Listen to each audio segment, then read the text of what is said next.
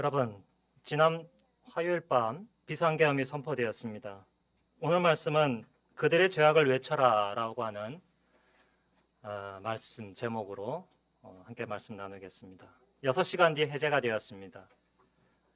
너무 놀랐지만 평화롭게 해제되어서 너무 감사했습니다.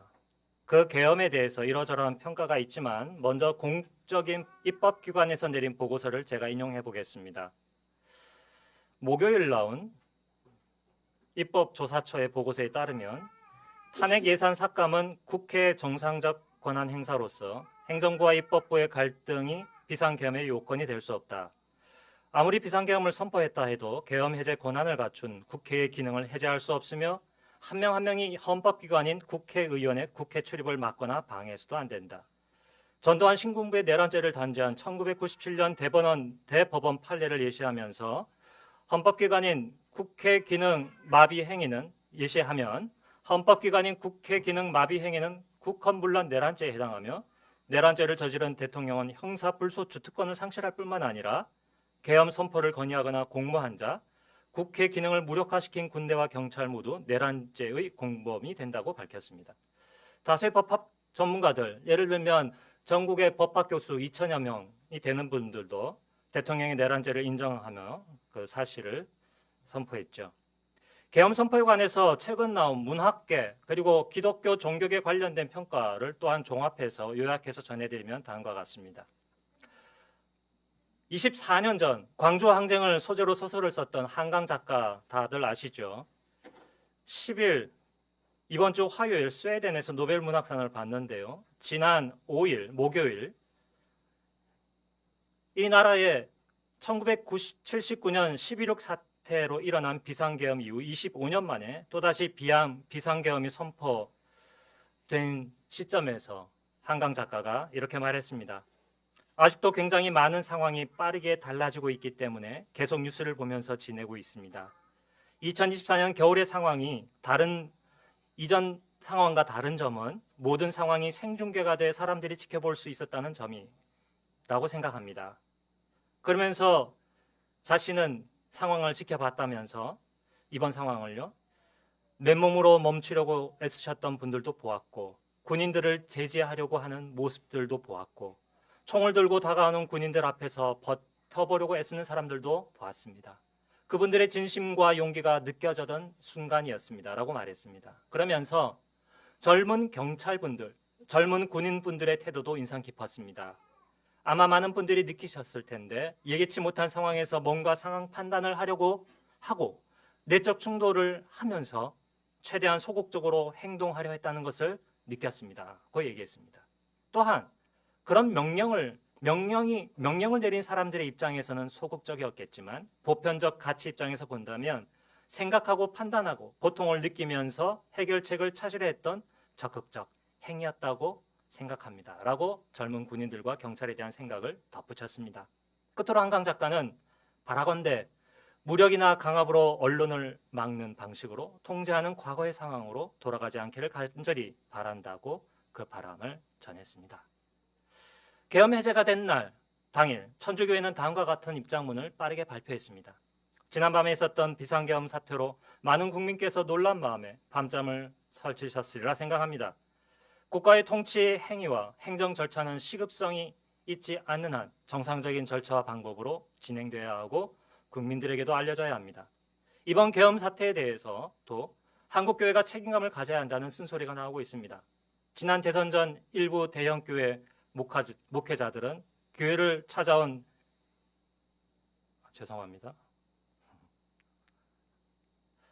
천주교회 한 단락 제가 페이지를 옆을 봐서 천주교회 선언 계속합니다. 윤석열 대통령의 비상계엄 선포는 절차적 정당성에도 문제가 많다는 것이 헌법학자들의 공통적 의견입니다. 국회 의결에 따라 비상계엄이 해제되었지만 불과 6시간 만에 해제할 상황이라면 애초에 비상계엄을 선포할 만큼 중대하고 시급한 사안이었는지 의문입니다. 군사정권 시절에나 선포되었던 계엄령이 2024년 오늘날 대한민국에 선포되는 것이 과연 타당한 결정이었는지, 외부의 적이 침략하거나 전쟁의 위협이 눈에 띄게 드러나지 않은 현실에서 한밤중에 기습적으로 계엄을 선포하는 것이 최고 통수권자로서 올바른 결정이었는지 많은 국민이 대통령에게 묻고 있습니다. 한국교회협의회는 윤석열 대통령이야말로 민주주의를 짓밟으며 대한민국을 심각한 위기로 몰아가는 장본인이라며 반국가 세력 척결이라는 이유로 비상계엄을 선포한 윤석열 대통령을 강하게 비판했습니다. 또 국민을 불안의 구렁텅이로 몰아넣은 윤석열 대통령은 무릎 꿇어 사죄하고 사법적인 책임을 져야 한다고 주장했습니다.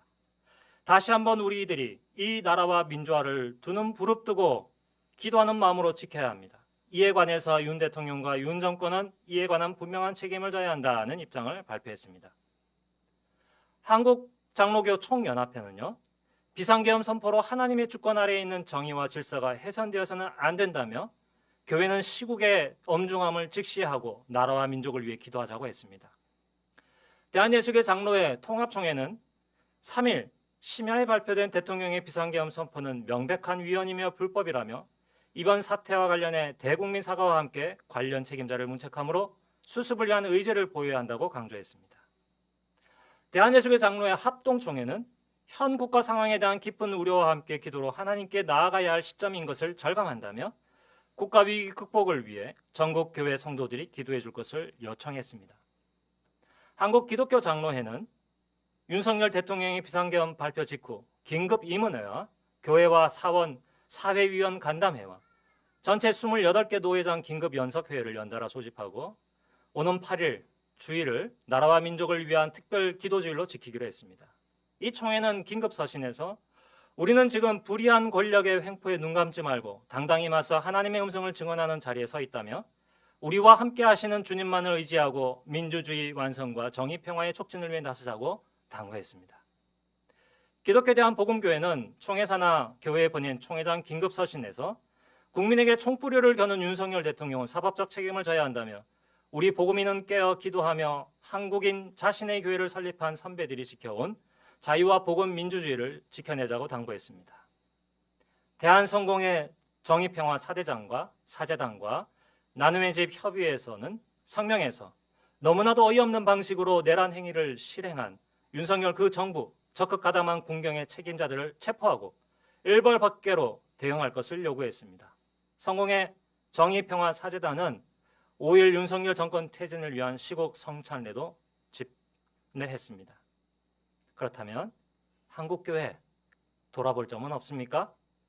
예정 합동총회의 기관지 주필을 지낸 현 산정은교회의 김관선 목사님은 한국 정치사에 교회의 책임이 크다고 말했습니다.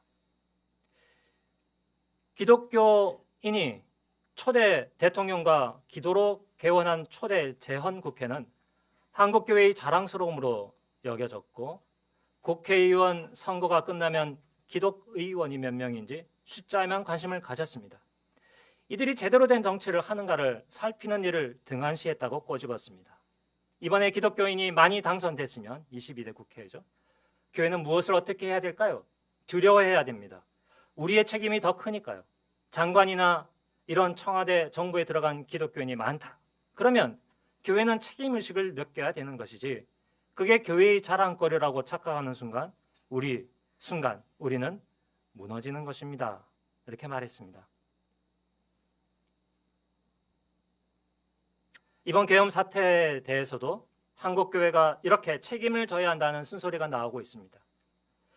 지난 대선 전 일부 대형교회 목회자들은 교회를 찾아온 대선 당시 윤석열 후보에게 축복 기도를 했습니다. 인터넷 찾아보십시오. 그러나 대통령 당선 이후 교회의 비판과 감시는 없었습니다. 이전에 우리 교회에 출석하셨던 이의자 권사님의 남편이신 이만열 장로님, 전숙대 교수로서 우리나라 전 역사 편찬 위원장이셨던 이만열 장로님이 이번에 이런 말씀을 하셨습니다. 윤석열이 하나님의 말씀에 어긋나고 우리가 보편적으로 알고 있는 자유라든지 진리라든지 여기에서 어긋났을 때는 기독교적인 관점뿐만 아니라 일반 사회 통념적인 관점에서 윤석열에 대해 비판하지 못하고 경종을 울리는 역할을 우리는 하지 못했습니다. 특히 그때 축복해 준 사람들, 뭐뭐한 사람들 있지 않습니까? 그 사람들 책임이 아주 크다고 생각합니다. 지난 여러 번의 계엄을 막아내지 못한 한국 교회가 반성해야 될 것입니다. 한국 역사적으로 계엄이 17번 있었는데요. 전쟁 상황 때 일어났던 6.25 때 빼면은 그래도 많습니다. 계엄 사태 뒷수습 이것에 대해 교회도 나서야 한다고들 말합니다. 교회가 내놓을 새로운 시대의 비전, 교회가 추구하는 하나님 나라의 길, 이것을 우리가 같이 만들고 힘을 합해야 되겠죠. 한국 기독교 목회자 협의회 회장은 이번 사태와 관련해서 공교회적 입장에서 많은 교단들이 입장을 표명한 건 사회 질서가 심각하게 훼손되었기 때문이라면서 기독교인들 역시 국민의 한 사람으로서 하나님의 개입을 기도하는 동시에 훼손된 법치 회복에 적극 나서야 한다고 밝혔습니다. 제가 여러 댓글들을 찾아봤습니다. 그래서 일반 기독교인들은 일반적으로 이렇게 말하고 있습니다. 무당이나 쫓아다니고 마귀짓하는 인간을 대통령으로 세우자고 그 난리를 쳤던 윤석열 지지자 목회자들이 하나님 앞에 회개해야 한다. 우리의 기준은 예수 그리스도가 아닌가? 우리의 기준은 예수 그리스도인가? 그렇지 아닌가이다. 우상을 섬기고 마귀를 따르는 자를 두둔했던 자들은 영적 무감각과 무능, 그리고 그 큰 죄악을 깊이 통감하고 회개해야 한다. 이런 와중에 교회가 이번 사안과 관련해서 공론을 형성하면 안 된다고 말하는 의견도 있습니다. 교회는 정치적인 중립을 지향해야 하므로 교회는 이번 내란 사건과 같은 위험한 중대 사안에 대해서도 교회들이 함께 논의하면 안 된다고 생각하시는 분들도 여러분 계신 것 같은데 여러분들은 어떻게 생각하십니까? 대한예수교 장로회 고신총회 홈페이지를 방문했더니 주중에 거기에 큰 타이틀이 이렇게 걸려 있었습니다. 선교, 일상으로 보냄받은 교회. 대한예수교 장로회 고신총회가 여러분과 함께합니다. 이런 타이틀만 눈에 보이고 세상에 한 주 동안 아무 일도 일어나지 않은 듯 사뭇 조용합니다. 하지만 여러분 너무 실망하실 필요 없습니다. 지난 수요일 계엄 해제가 된 당일 말씀드렸던 것처럼 서울 서분회와 우리 교회 동네 주변 교회들에게 제가 시국 기도회를 가지자고 긴급 제안했고 이웃에 있는 우리 고신교회 중에 하나인 수정교회가 응답을 했고 거기서 예장, 통합, 성결, 고신교회 속한 목사들이 모여서 눈물로 함께 뜨겁게 기도했습니다. 함께 자리하지 못했던 동네의 크고 작은 교회들과 서울 서분회 소속 목사님들은 같은 시간에 기도했습니다. 우리는 어느 나라 그리고 어느 시대를 살아가고 있는 성도들이고 교회입니까? 한국 근대사에서 기독교인들과 교회가 이 나라, 이 땅과 이웃에게 공헌한 부분이 참으로 많습니다만 지난 제주 4.3 항쟁 때 영락교회 등 여러 교회가 앞장서서 결성한 서부 청년단들이 민간인들을 무참하게 학살한 경우가 있었고 신군부 시절 특히 광주 항쟁 때 조창기도회 등 성공한 쿠데타 세력에 부역한 이들이 참 많았습니다. 그런 일에 대한 철저한 반성과 회개가 부족한 탓이었을까요? 이 나라 사람들은 복음의 말이 아니라 그리스도인들과 교회의 행동을 보고 판단하려고 합니다. 교회와 기독교인들의 행동을 보고서 복음의 진리를 거부하고 과거에 교회와 기독교인들이 보였던 복음의 진리와 정의와 사랑에 대한 존경을 이제 이 사회는 거둬들이고 있습니다. 오늘에 이르고 있습니다. 우리가 어떤 복음을 사회에 들고 가지고 나가야 할까요? 우리가 주중에 묵상했던 말씀과 오늘 본문 말씀을 통해서 하나님의 메시지를 들어보고자 합니다. 역대상 29장 11절 12절 지난주 묵상한 말씀 중에 이런 말씀이 있습니다. 여호와여 주권도 주께 속하여 싸우니 주는 높으사 만물의 머리심이이다. 부와 귀가 주께로 말미암고 또 주는 만물의 주제가 되사 손에 권력과 능력이 있사오니. 이 다윗의 기도를 들으면 여호와께 세상 모든 주권과 권세가 속했습니다. 여호와보다 더 높은 분 안 계십니다. 주는 높으사 만물의 머리가 되십니다. 만물의 주제가 되사 권세와 능력이 여호와께 있습니다. 그러므로 우리는 우리 자신도 의지할 게 아니고 미국 다른 외세도 의지할 것이 아니라 하나님 여호와만을 의지해야 합니다. 그리고 여호와의 뜻에 따라야 합니다. 그러면 세상 권세와 관련하여 드러내시는 세상 권세는 어떤 것인가, 어떻게 다스려야 되고 어떻게 평가해야 되는가, 하나님의 뜻은 무엇일까요? 우리가 익히 들었던 로마서 13장 1절 2절 말씀은 이렇게 말합니다. 위에 있는 권세들에게 복종하라. 그 권세는 하나님으로부터 나지 않음이 없나니 그러므로 권세를 거스리는 자는 하나님의 명령을 거스리는 것이다. 거스리는 자들은 심판을 자취한다라고 했습니다. 하나님이 섭리하셔서 오늘 여기까지 오게 하신 그 역사의 한국 역사의 결과는 무엇입니까? 그것은요, 권세, 가장 큰 권세가 무엇입니까? 행정부 수반입니까? 입법부 수반입니까? 사법부 수반입니까? 그 종사자들입니까? 그들 위에 있는 권세가 있다고 우리의 역사를 허락하신 하나님은 문헌을 통하여 말씀하십니다. 헌법 1조. 대한민국은 민주공화국이다. 대한민국의 주권은 국민에게 있고 모든 국민은 권력은 국민으로부터 나온다. 공화국이라 함은 어느 한 군주에게 주권이 있지 않고 다수 사람들에게 주권이 있다는 것이고요. 민주는 국민이 권력을 가짐과 동시에 스스로 권리를 행사하는 정치 행태를 뜻하죠. 거꾸로 말하면 우리나라는 반민주적 체제와 군주제를 거부합니다.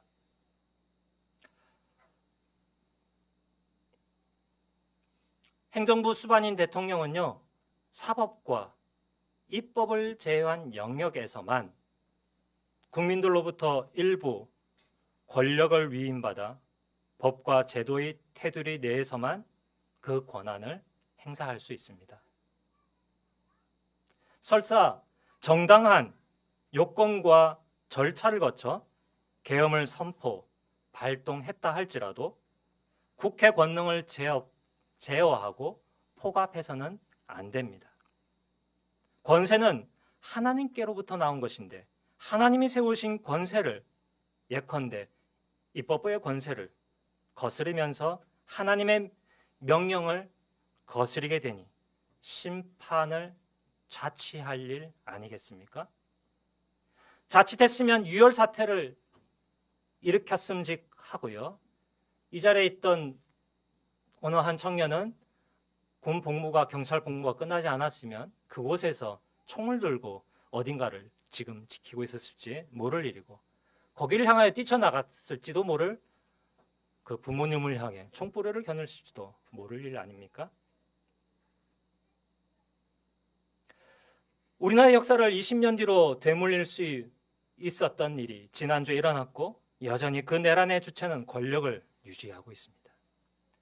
의회에 폭력을 행사하고 국민을 향해 총구를 겨누었다는 사실로 이미 대통령은 내란의 우두머리가 되었습니다. 그 사람이나 그의 내란에 동조했던 사람들은 이제 대부분 국민들의 적이 되었음에도 불구하고 여전히 법무부 장관 등등으로 내무부 장관, 행정자치부 장관 등으로 권력을 쥐고 있습니다. 그들이 가진 권력을 거두지 않으면 또 다시 쿠데타를 당할 수도 있습니다. 적은요, 자신이 가진 힘과 거짓과 기만 전술을 사용합니다. 순진하게 그들이 하는 말을 다 믿으면 안 됩니다. 더 이상 의도치 않게 이용당하는 일선의 군인들이나 유혈 사태나 이러한 불행한 일이 생기지 않도록 언론의 자유와 권리를 잃지 않기 위해서라도 우리는 제2의 내란 사태를 막아야 합니다. 계엄을 단순한 해프닝으로 보거나 그런 식으로 몰아붙이는 야당에 대해 대통령이 오죽 답답했으면 그렇게 했겠냐 하고 주장하는 그 주장은 자유입니다. 자유국가니까요. 그러나 객관적 근거를 가지고 평가해야 되겠죠.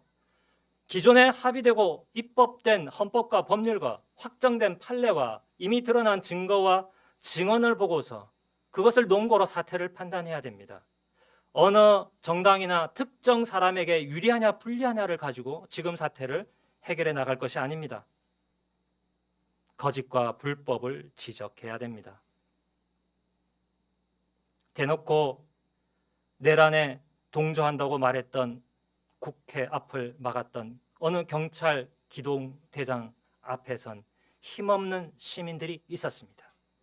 우리가 만일 그 자리에 있었다면 무엇을 할 수 있겠습니까? 혹은 그리로 나가지 못하는 형편에 있는 다수인 우리들은 어떻게 해야 되겠습니까? 오늘 말씀 요나서 순서절을 보십시오.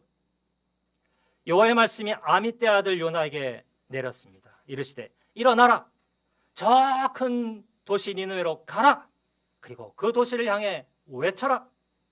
그 사악한 것들이 내 앞에 올라왔기 때문이다. 요한 말씀이 두 번째 물고기 뱃속에 들어갔다가 그 다음 요나에게 내렸습니다. 일어나라, 저 큰 도시 니느웨를 향해 가라. 그리고 그 도시를 향해 내가 너에게 말하는 메시지를 외쳐라. 요나를 생각해 보십시오. 요나 지지리도 못난 사람이고 분노가 가득했던 사람이고 하나님께 불송했던 사람이 전하라는 메시지 몇 마디 없습니다. 굉장히 짧습니다. 아주 무심코 툭 던졌는데 아니 12만 명이나 되는 사람이 나흘 만에 다 회개하고 하나님부터 용서를 받았습니다. 우리 자신을 살펴보시죠. 내가 자격이 없고 힘이 없습니다. 그럴지라도 오늘 주신 이 메시지는 요나는 하나님 메시지를 선포함을 통해 가스로 니느웨 도시를 향해 그들의 사악한 것이 하나님께 차올랐다고 간단하게 선포했음에도 불구하고 그들이 변화를 일으켰습니다. 40일이 지나면 니느웨가 무너질 것이다. 하나님은 요나서를 통해 우리에게 요나에게 하신 명령을 반복해서 강조하십니다. 뭐죠? 주저앉아 있지 말고 첫 번째 뭐 하라고요? 일어나라고요. 너가 무슨 메시지를 전하든 복잡하게 전할 필요 없어. 너가 어떻게 살았건 얼마나 힘이 있건 없건 중요하지 않아. where가 중요해. 어디냐가 중요해. 그리로 가 있어. 여러분 뭐 당장 여의도 광장으로 나가시라는 것 아닙니다. 여러분이 있어야 할 자리, 여러분이 외쳐야 할 자리 거기서 뭐 하라고 합니까?